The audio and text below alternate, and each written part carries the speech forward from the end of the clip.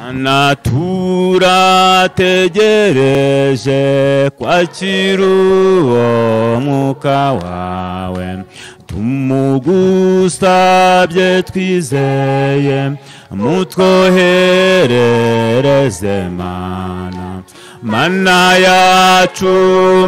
yacu, wohereza umwuka wawe mu mitima yacu twese, twuzurize isezerano, wongera ucana umuriro mu mitima yacu twese, ibitagushimishije ubitwikisha umuriro. Mana yacu, wohereza umwuka wawe mu mitima yacu twese, twuzurize isezerano, duhe imitima iboneye, tuve mu gasuzuguro, utubere umwami twese, utegeka abantu bawe. Mana yacu, wohereza umwuka wawe mu mitima yacu twese, twuzurize isezerano, uzuze iminsi yose urukundo rwawe Mana, tube inzu y'umwuka wera, ahore muri twiteka. Mana yacu,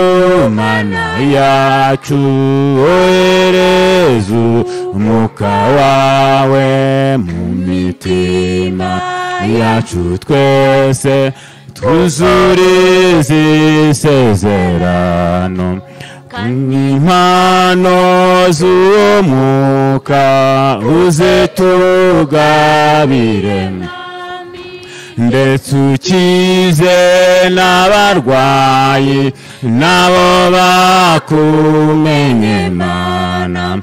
Mana yacu, wohereza umwuka wawe mu mitima yacu twese, twuzurize isezerano. Impamvu umwuka wera akwiye nuko uyu murimo twahamagariwe w'Imana ntabwo wawukora udafite umwuka wera ngo ubashe kuwushobora.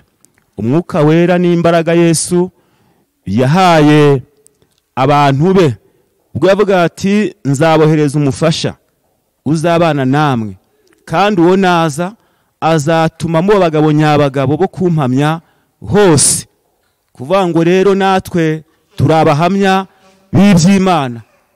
Korali Witsemba murabizi ko dukora umurimo w'Imana mu buryo butandukanye hirya no hino, ariko umwuka wera niwe uduha imbaraga, cyangwa niwe ukwiye kudushoboza guhamya umwami Yesu.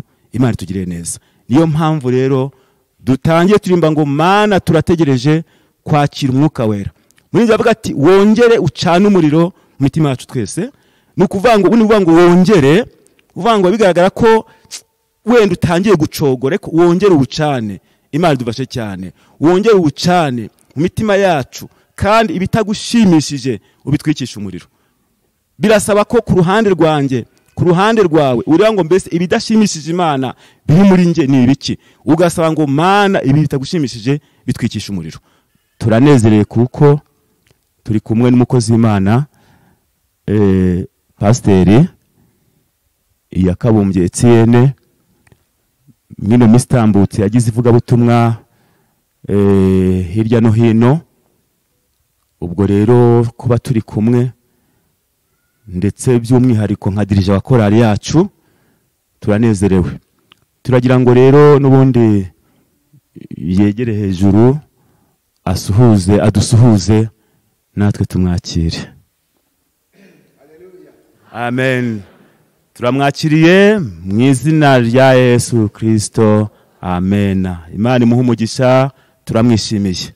Ndagira ngo rero natwe nk'abaririmbyi tuba twagiye duturuka ahantu hatandukanye. Murabizi ko yenda korari uko tubayeho duturuka mu misozi itandukanye. Hari abafite urugendo rurerure baba bavuye hirya no hino. Twavuga nka bene data n'abashiki bacu baturuka i Gakeri. Murabizi ko bakoresha urugendo ruri hafi masaha 2 kugera hano.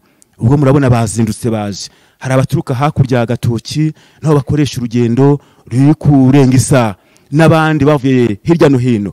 Ariko kuba tuba duhuye gucya mu by'ukuri tuba tunezerewe cyane.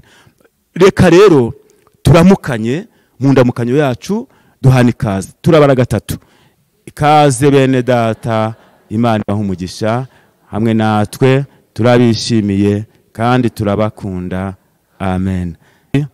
Reka turirimba indirimbo, nitumara kuririmba indirimbo nyine y'isengesho, kuko turi umwanya wo gusenga Imana, turaza gupfukama duce bugufi twinginga Imana, hanyuma turaza kwakira umukozi w'Imana n'ubundi Pasiteri Yakabumbye atugeze ijambo ry'Imana. Reka n'ubundi korari turirimbe.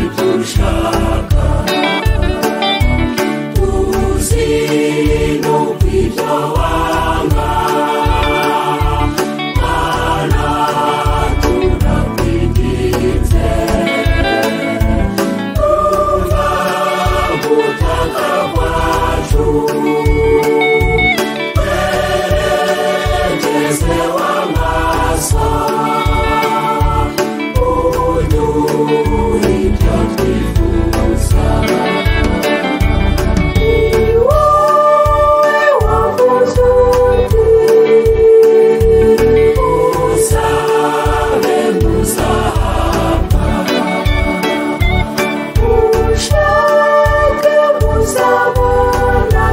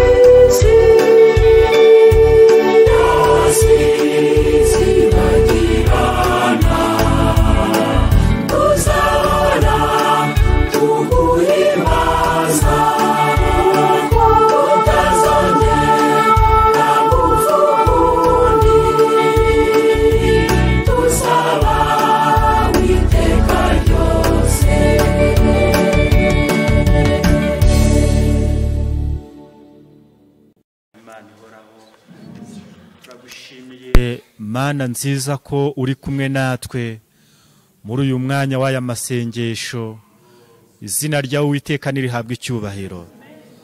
Turagushimiye rero kuko waturinze ukaturindira mu misozi itandukanye, ukaduhuriza hano mu nzu yawe kugira ngo Mwami Imana dusengera umurimo wawe, dusengera igihugu cyacu, dusengera isi yose. Izina ryawe Uwiteka rihabwe icyubahiro kuko ari wowe waduhuje.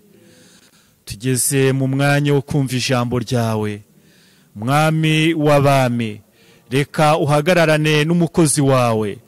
Ijambo washyize mu kanwa ke urihe imbaraga, natwe abapfukamishijwe cyangwa abateranijwe hano mu nzira no kumva ijambo ryawe rigire imbaraga mu mitima yacu. Kandi uko tugenda twigishwa, Mwami Imana, reka ijambo ryawe rijye rigira imbaraga mu mitima yacu. Mu gihe duhuye n'ibikomeye, mu gihe duhuye n'intambara, ijambo ryawe riratuyobora. Nuko rero rikatwomora kandi rikaduhumuriza. Nuko rero twizeye kurabana natwe, ukabana n'umukozi wawe mu ijambo ryawe. Niko dusenze tubisaba mu izina rya Yesu Kristo. Amen. Igihe giti ntambari gashi, igihe murabugacya, noneho karambe ku mutwe wa muri rwaruba rwa Yesu nkunda. Ijoro ntihazagera mu ibyaha, nicyo gituma huzuye amahoro. Ijoro ntihazagera azagera mu ibyaha, nicyo gituma huzuye amahoro. Umubabaro n'uw'igihe gito, ijoro naryo n'iry'igihe gito. Ndirira kenshi muri iyi si ndimo, ariko nuko ntarabona Yesu. Hazaba w'igitondo gihoraho, nibwo ntazongera kurira ukundi. Hazaba w'igitondo gihoraho, nibwo ntazongera kurira ukundi. Igihe gito ngifite umuruho, n'igihe gito nkazabona Yesu. Nibwo nzabana ndukanye n'ibyago, nzaba mbumbatiwe mu maboko ye. Nziko mu ijuru hataba umwijima, haba umucyo uhora witeka. Nziko mu ijuru hataba umwijima, haba umucyo uhora witeka. Noneho ntacyo umubabaro untwaye, kuko nzawibagirirwa kwa Yesu. Nubwo ngifite kubabazwa mu isi, mu ijuru nta mubabaro n'urupfu. Imana izanagura amarira, izavanaho umubabaro. Imana izanagura amarira, izavanaho umubabaro wose. Haleluya. Muririmbyi Mwuka w'Imana amurimo avuga ati ni igihe gito intambara igashira. Gusa ngo intambara yari ihari, siko biri? Yari ihari, ariko yumva nejego nuko ari igihe gito igashira. Twagendanye ati ni igihe gito intambara ikagira gute? Igashira. Amen. Ati ni igihe gito nkazabona Yesu. Twagendanye ageza navuga ati mu ijuru ntiyazagera mu ibyaha, nicyo gituma huzuye amahoro. Yesu nkaho yavuze ati burya impamvu dufite intambara nuko turi mu isi mu ibyaha. Sikomeze mu ijuru impamvu hatagira ingorane nuko nta byaha bihagera. Twagendanye soare ngo ibyaha bihageze haba nk'ahandi, siko biri? Ariko impamvu huzuye amahoro nuko nta byaha bihagera. Twagendanye amena, nuko nta byaha bihagera. Bityo rero agera kuri igice cya kabiri ati umubabaro n'uw'igihe gito. Twagendanye ijoro naryo ni igihe gito. Ndagira ngo ngiye turirimba indirimbo ntitukaririmbe nk'abari kubyina rena, tujye tumenya ko no mu ndirimbo harimo ijambo ry'Imana. Umubabaro n'uw'igihe gito. Bityo rero twe kubabazwa n'ibyo duhura nabyo ngo twihebe, umubabaro n'uw'igihe gito. Twagendanye kandi ijoro naryo ni igihe gito. Nyuma rero haleluya ageze avuga ati hazabaho igitondo gihoraho, nibwo ntazongera kurira ukundi. Aho rero aho igitondo gihoraho tugomba kuharanira, kandi kuhagera biratwaranirwa. ntabwo ari kuhajya ari kubiririmba gusa kugeraho igitondo gihoraho bisaba kubiharanira. Amena. Gusa uyu murimbyi amaze kumenya ko umubabaro w'igihe gito ageze ku mwanzuro ati burya niba ari uko bimeze noneho nta kimubabaro ntwaye kuko nzawibagirwa kwa Yesu. Nubwo ngifite mbega aho ngifite kubabazwa mu isi ariko mu ijuru nta mubabaro n'urupfu nta bizagerayo. Imana izahanagura amarira. Amena. Ashobora ko ufite amarira azanwa no n'imibereho ikuruhije n'uburwayi, azanwa n'ibindi bibazo duhura nabyo harimo no kubeshyerwa, byose ayo marira ajyaboneka ariko amena, ariko Imana izaduhanagura amarira. Cyakora nta marira azanwa atazagwa no gukora ibyaha, amarira azanwa nuko twahuye n'ibibazo ariko bitaturutse ku byaha twakoze ahubwo ku karengane twagendanye. Kuko Yesu yaravuze ngo hahirwa abarenganyirijwe gukiranuka ku bwami bwo mu ijuru ari ubwabo. Hahirwa abarenganyirijwe gukiranuka. Ntabwo ari abakubiswe inkoni bibye bazira ko bibye, twagendanye. Ntabwo ari abafunzwe bazira ko bagiye mu ngo z'abandi, twagendanye. N'abarenganyirijwe gukiranuka. Haleluya. Aho bagira amahirwe. Imana idufashe cyane. Hamwe n'ibyo ndagira ngo turambure Bibiliya zacu dusome ijambo ry'Imana mu gitabo cya 2 cy'Ingoma igice cya 20. Turasoma umurongo wa 3, nyuma dusimbuke dusoma umurongo wa 6 n'uwa 11 n'uwa 12. Ahantu tuhaganireho. Amen. Gitabo cya 2 cy'Ingoma igice cya 20 umurongo n'uwa 3 n'uwa 6 n'uwa 11 n'uwa 12. Twagendanye. Uyu munsi wa none gahunda yacu no gusenga Imana dusabira umurimo dushoreye, dusabira ngo Imana iduhe imbaraga aho tubona nta mbaraga itwereke kuyaneza kwayo. Sikomeze birumvikana hari icyo dushoreye cya rusange, ikibazo cy'umurimo w'Imana dushoreye cya rusange nka korale Witsemba, ariko hari n'ikibazo cy'umuntu ku giti cye. Twagendanye. Si ibyo gusa ko tugomba no kwibuka n'igihugu cyacu. Amen. Si ibyo gusa tugomba kwibuka n'itorero ryacu. Birumvikana manyumva neza tutibagiwe n'abantu bari kubura epfo na ruguru, bari kurara hanze birukanka mu gihugu cya Ukraine bitewe n'intambara bagabweho n'Uburusiya. Ubwo rero nabo ni bene wacu muri Kristo Yesu kandi twese turabo yaremye. Niyo mpamvu tumaze kuvuga nura murimbyi ngo mu ijuru ntazagerayo ibyaha n'icyo gituma huzuye amahoro. Bigaragara ngo mu isi haba hubakitse, haba hameze neza mu buryo bumeze gute ni mu isi, kandi isi iri mu ibyaha. Isi iri mu iki?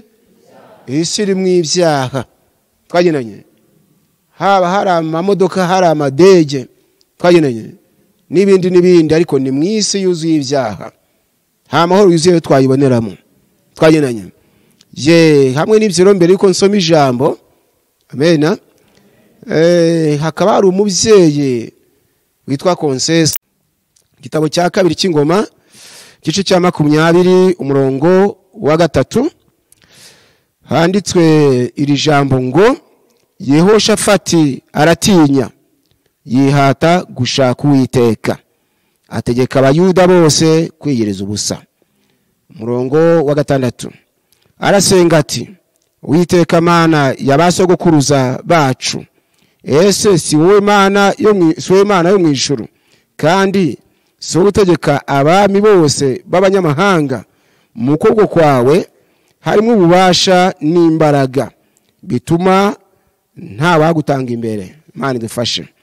Umurongo wa 11 dore uko batwituye kuza kutwirukana muri gakondo yawe waduhaye kwazungura.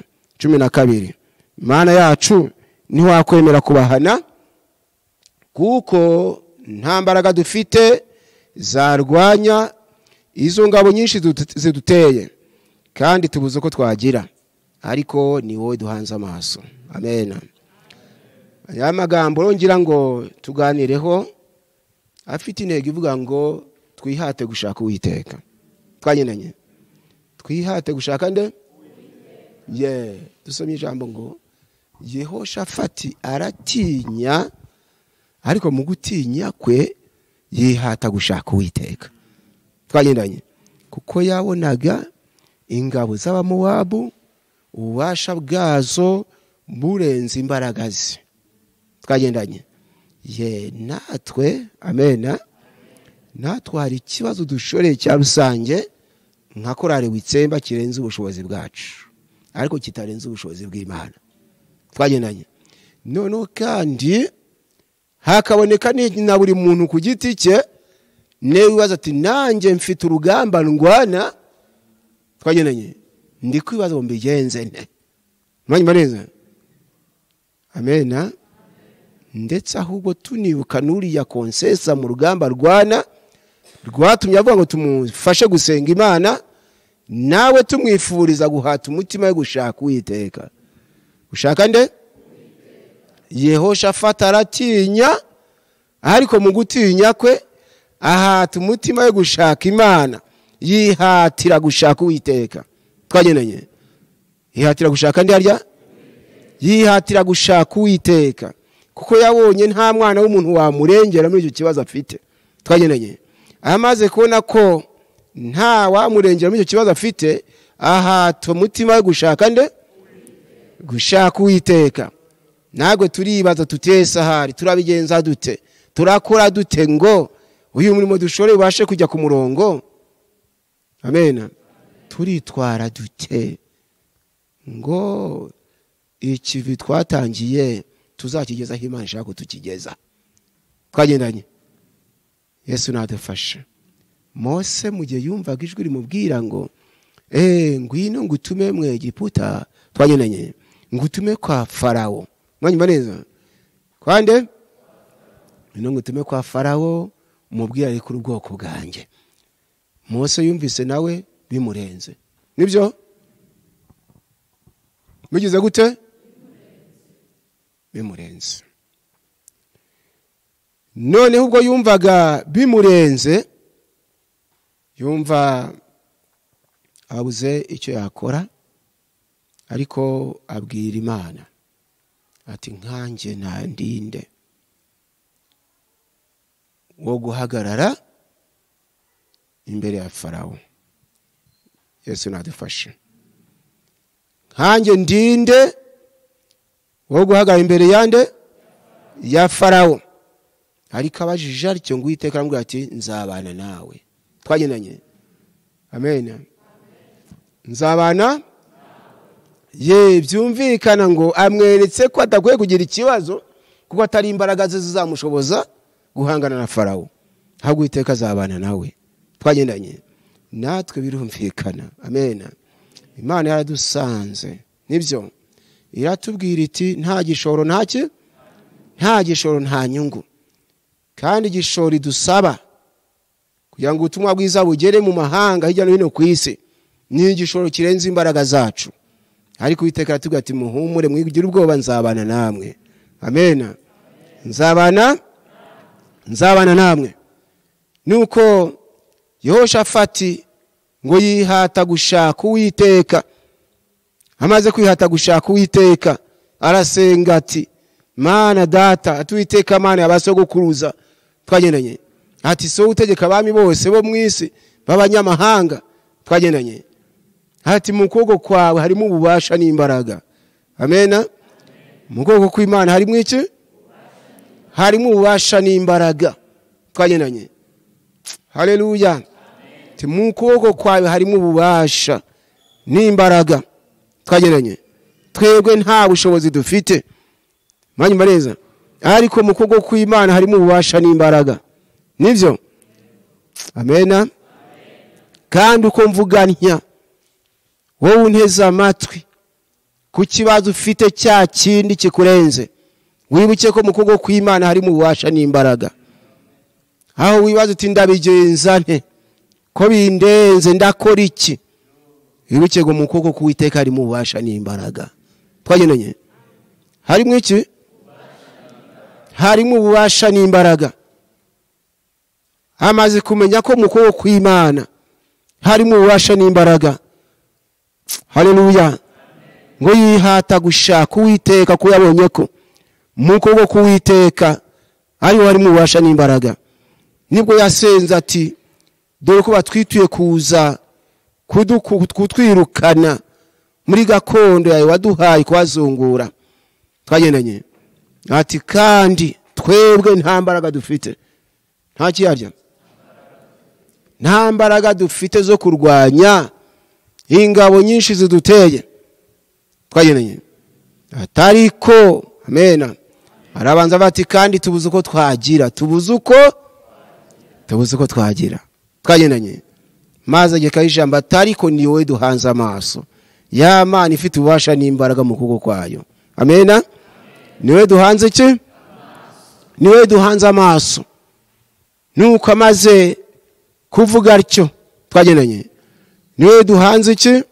Amaso. Imana nayo yo mu ijuru yamweretse ko mu kuboko kwayo harimo ububasha n'imbaraga koko. Abamowabu irabatsinda.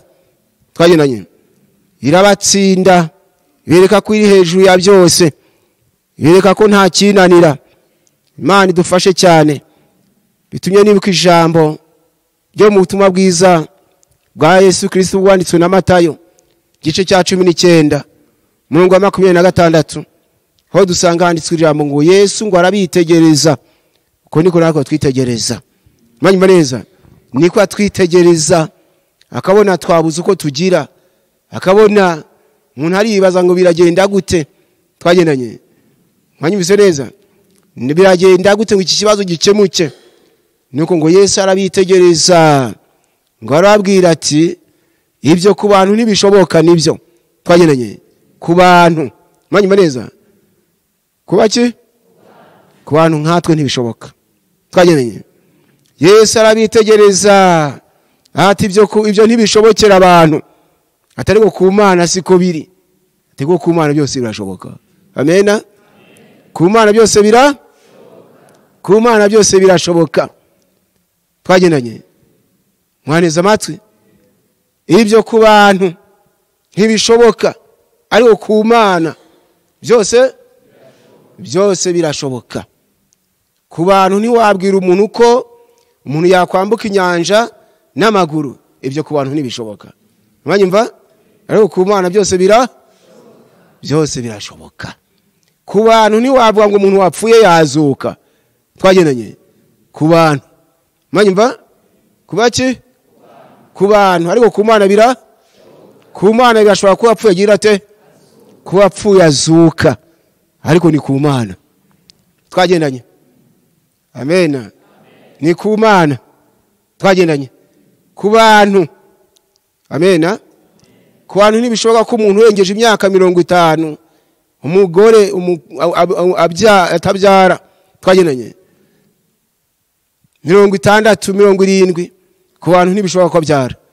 Twagendanye ariko ku Mana byose nongere nsubire mu ku bantu ntibishoboka ko umuntu urengeje imyaka 50 mwanyuma neza ari umugore abyara.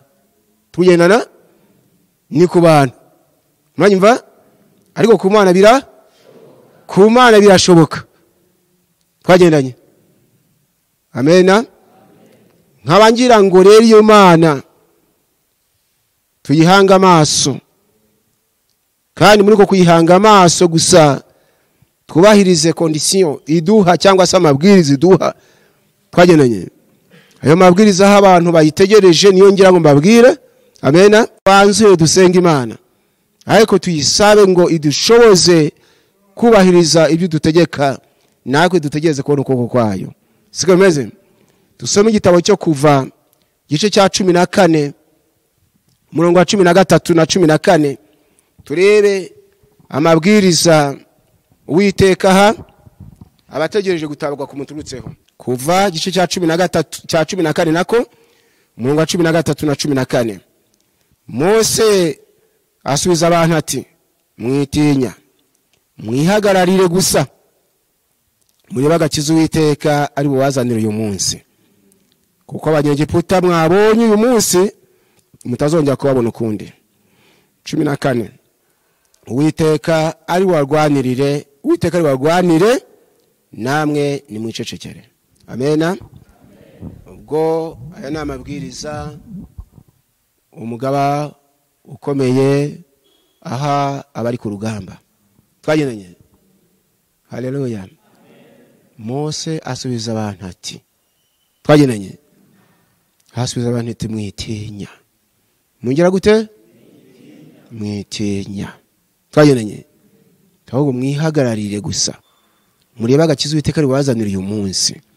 Ati kuko abanyegiputa mwabonye uyu munsi mutazongera kubabona ukundi. Ati Uwiteka ari warwanire, namwe nimwicecekere. Twagendanye. Icitonderwa. Yesu nadufashe. Hari igihe rero dutegereza gutabarwa, ariko inshingano twahawe tutazihagazemo. Mwanyumva neza? Tutazihagazemo. Twagendanye.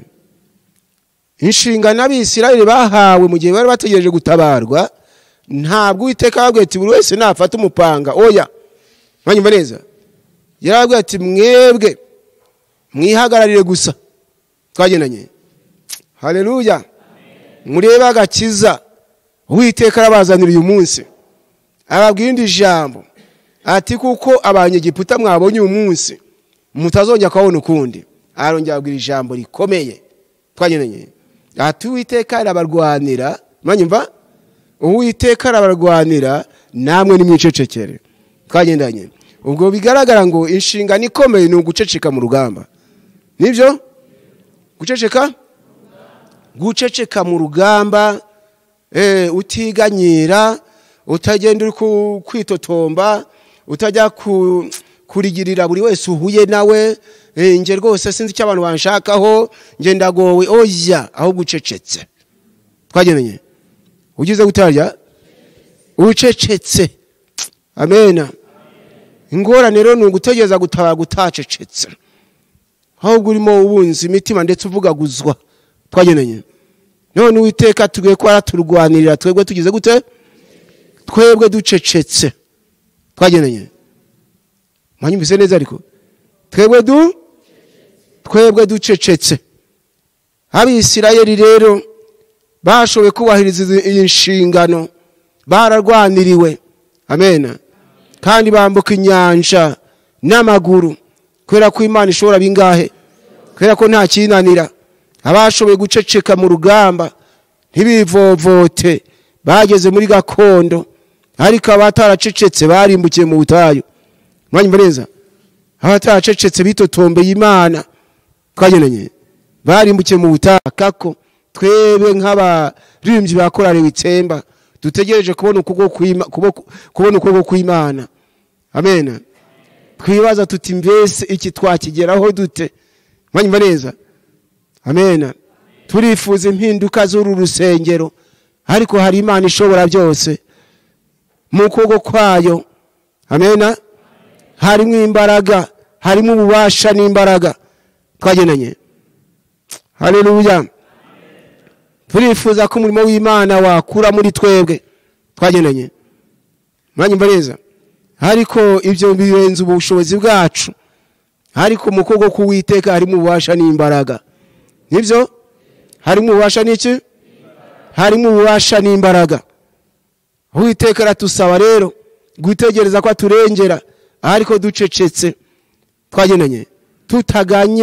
Tutiganyira ngo dutuje, twiringiye ya Mana ifite ububasha n'iki?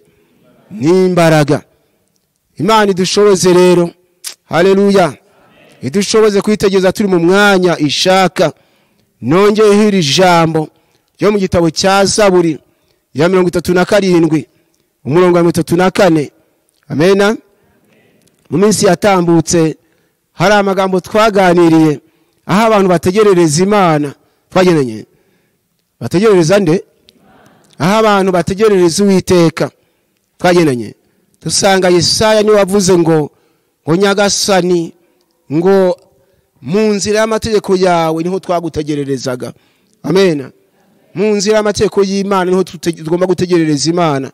Twagendanye ariko noneho hari muri Zaburi 37 umurongo wa 34 hakatubwira ngo ujye utegereza Uwiteka ukomeze mu nzira ye nawe azagushyirira hejuru kuragwa igihugu. Amen. Ngo abanyabyaha bazarimburwa ureba.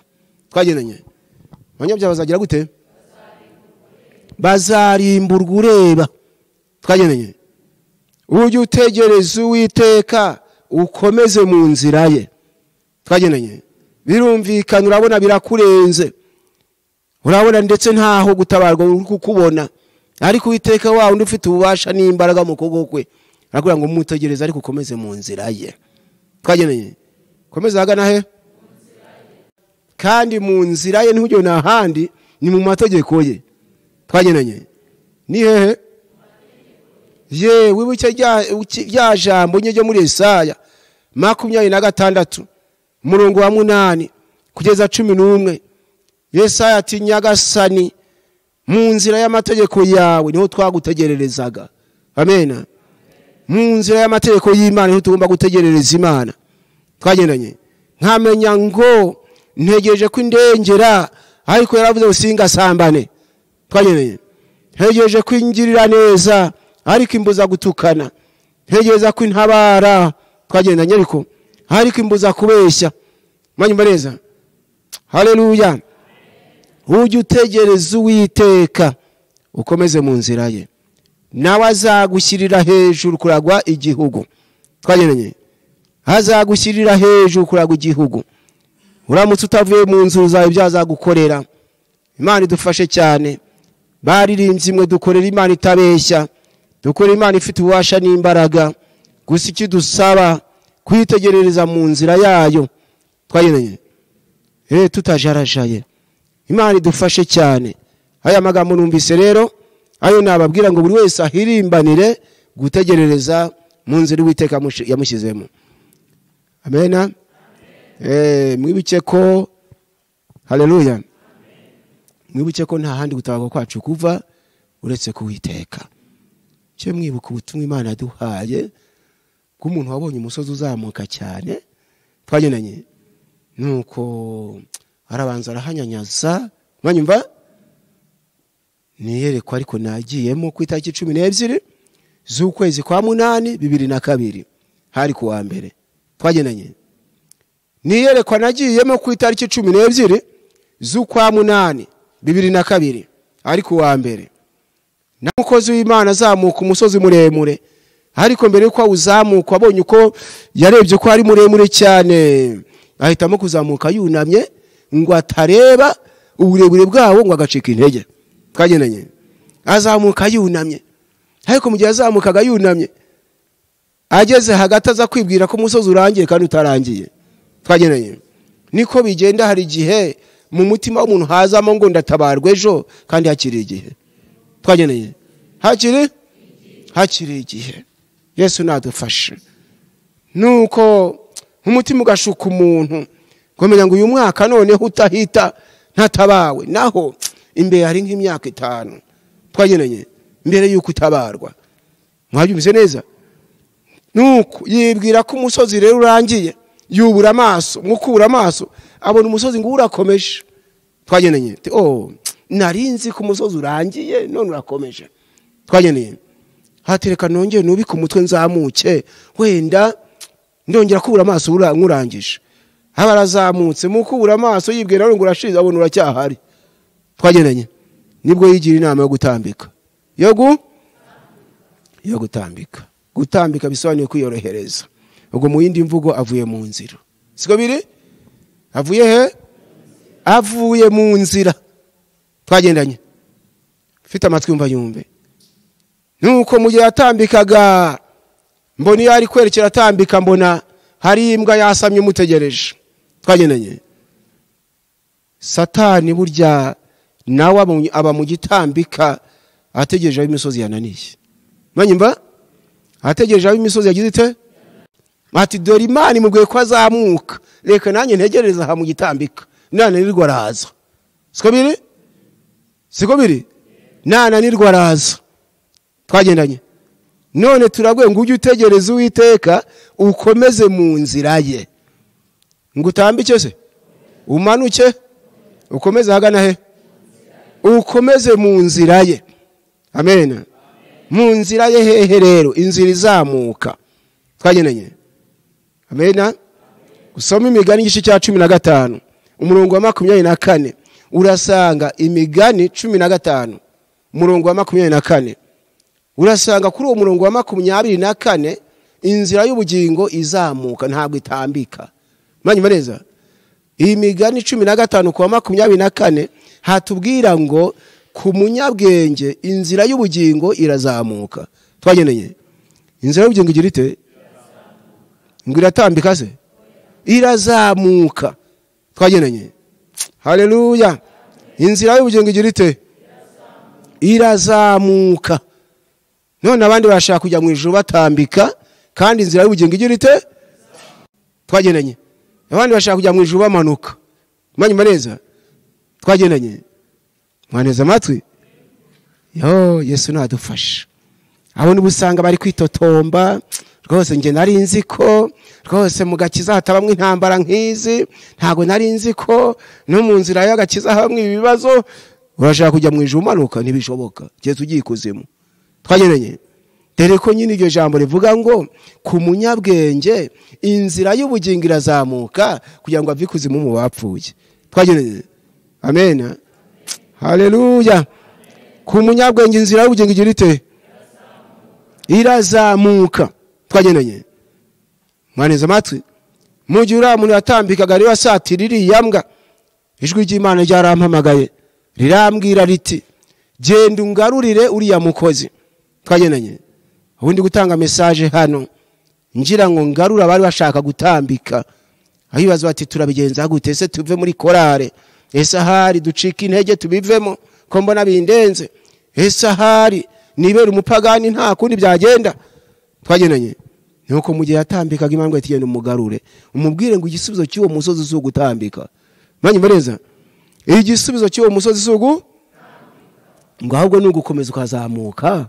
Manye mva icyakora ugahanga amaso Imana yashimye ko uwo musozi ubaho. Twagendanye. Ya indi ifite ububasha n'imbaraga mu kuboko kwayo. Haleluya. Ugahanga amaso Imana yashimye ko uwo musozi ugira ute? Ko uwo musozi ubaho. Twagendanye. Haleluya. Numvikana turimo abadamu ababyeyi bapfushira abagabo babo. Iyo ni imisozi nyine bahuye nayo. Ariko Imana yashimye ko bapfakara inari kureba uko bazabaho. Amen. Turimo abana b'imfubyi. Twagenanye. Bibaza bati twabaho dute ariko hari Imana se w'imfubyi. Amen. Nuko iyo Mana nigomba kureba ati niyo yakozwe iki kibazo kibaho. Nyongeye guhanga amaso. Twagenanye. Haleluya. Tufite intambara turwana. Saa zindi navuze nkitangira zirimo no kubesherwa. Manye neza. Bamwe bitwa barozi kandi barengana. Ariko hari Imana itarenga. Amen. Tujye gusenga Imana. Noneho ntacyo mubabarunwa kuko wiba kirirwa kwayo. Aneho uko ngifite kubabazwa mwe ijuru ntamu babaronoro ananisa anagura mari ayezafana omo babaro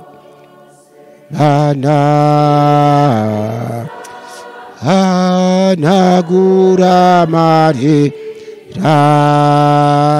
ayezafana omo babaros.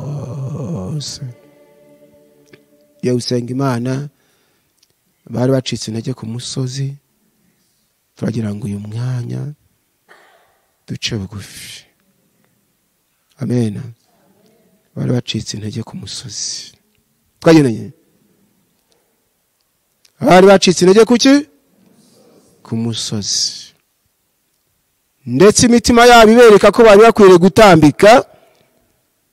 Mwumvise ko hari imbwa mu gitambika itegereje aho imisozi yananiye. Imana yarambwiye ngo igisubizo cy'umusozi si ugutambika, ahubwo ni ugukomeza ukazamuka. Icyakora ugahanga amaso yashimye ku musozi ubaho. Twageneye. Amen. Igisubizo cy'ubusore bwawe si ukwishingira, igisubizo cy'ubupfakazi si ukusambana. Twageneye. Ni uguhanga amaso Imana. Igisubizo cy'ubukene si ukwiba. Twageneye. Si ugusambana no guhanga amaso Imana. Haleluya. Igisubizo cy'ikibazo ufite cyose ntabwo ari ugukora ibyaha, ahubwo igisubizo ni uguhanga amaso Imana yashimye ko kibaho, kagiye ukakiyereka.